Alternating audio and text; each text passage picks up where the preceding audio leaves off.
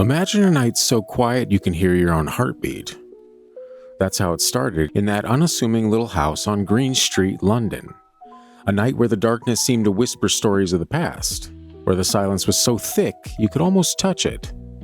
But this wasn't just any night.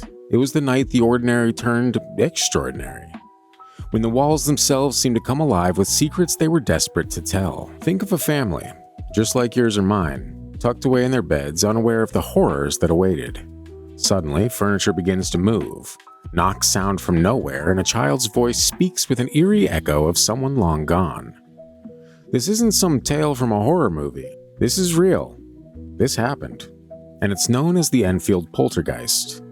Join me, if you have the stomach for it, as we uncover the chilling truth behind these walls where nightmares came to life.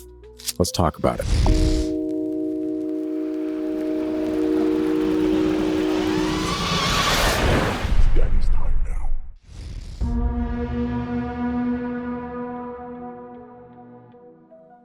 The Enfield Poltergeist is one of the most famous and extensively documented hauntings in modern paranormal history, occurring in a council house at 284 Green Street in the Enfield borough of London between 1977 and 1979.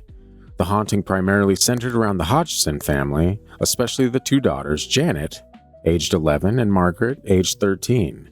The case gained widespread attention due to the array of strange phenomena reported, including furniture moving, knocking sounds, levitation, and a gruff voice claiming to be the spirit of a man named Bill Wilkins. Old Bill Wilkins, who had died in the house years before.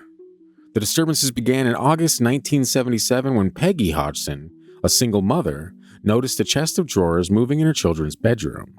The initial event was followed by an escalation of paranormal activity, including objects flying through the air, loud knocking, and what appeared to be furniture moving by itself. The family called the police, and one officer, Carolyn Heaps, claimed to have witnessed a chair move across the room unaided. This police involvement lent some credibility to the case, although the police did not officially categorize it as a paranormal event. Classic. Soon, the Society for Psychical Research, or SPR, got involved, with investigators Maurice Grosse and Guy Leon Playfair being key figures. They documented the events meticulously, including recording audio of the supposed voice of Bill Wilkins coming through Janet, which added a layer of intrigue to the case. Playfair later wrote a book titled "This House is Haunted," detailing his experiences and observations during the investigation. The book has been a significant source for understanding the case from an insider's perspective. One of the most compelling pieces of evidence was the voice of Bill Wilkins, which Janet would project in a deep, raspy tone.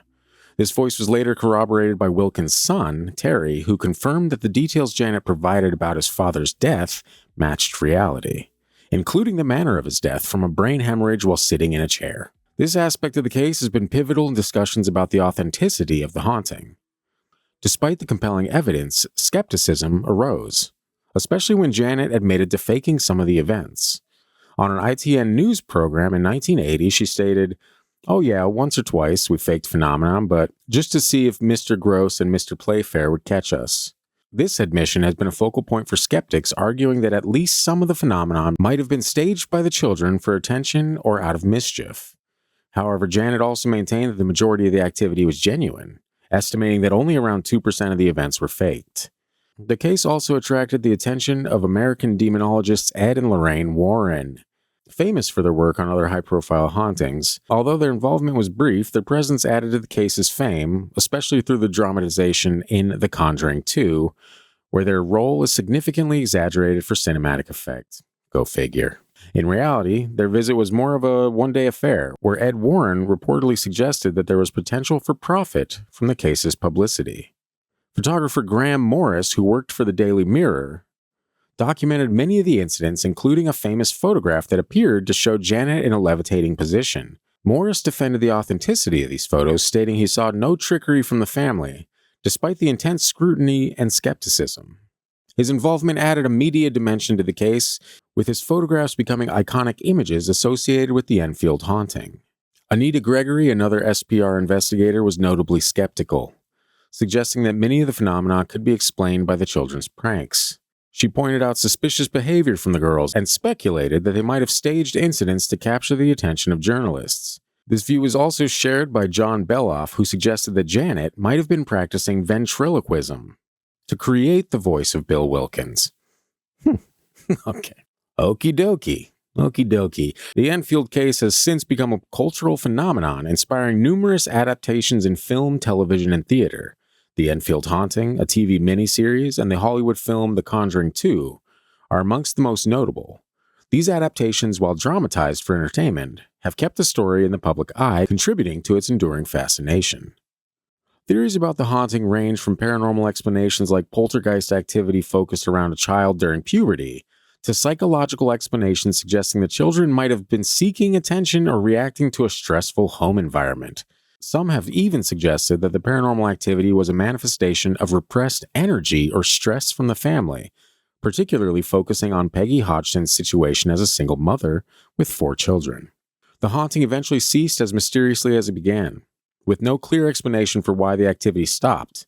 Janet Hodgson has stated that the experience has left a lasting impact on her life, saying in later interviews that she knows what she experienced was real, despite the skepticism.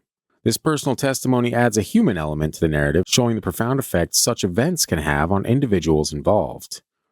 Skeptics like Joe Nickel have criticized the case, pointing out that much of the evidence was anecdotal and not observed under controlled conditions. Oh, God. It's like Christian, are you in the room with us right now? Good grief. Pointing out that the evidence was anecdotal and not observed under controlled conditions. Classic.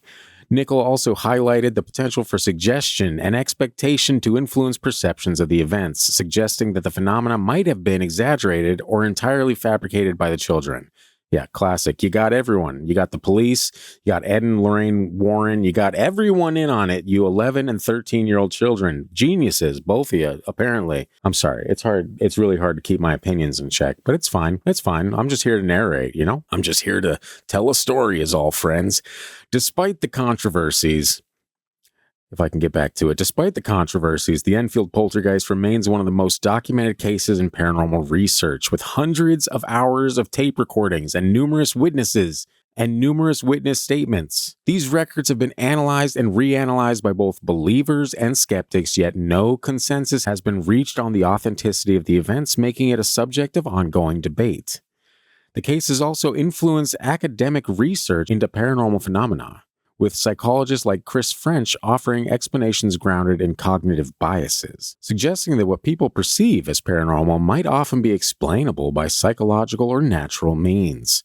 This perspective has fueled discussions in both the academic and public spheres about the nature of belief in the supernatural. Ultimately, the Enfield Poltergeist case serves as a significant study in how human perception, media influence, and the desire for understanding the unknown can shape and reshape narratives around supposedly paranormal events.